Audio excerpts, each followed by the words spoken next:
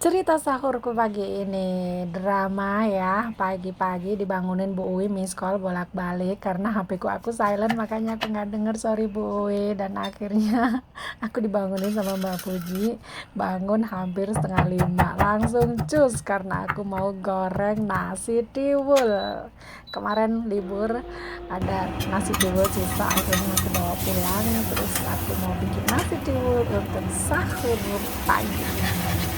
Dan gampang banget, aku cuman kasih bumbu bawang putih sama cabai satu ya, sama telur satu, dan itu kulitnya tadi jatuh mau ikut kegoreng. Ya udah tinggal digoreng aja langsung jadi deh cus. Aku di sini minum bikin air lemon cengleng gitu ya, kayak lemon ijo kayak gitu ya.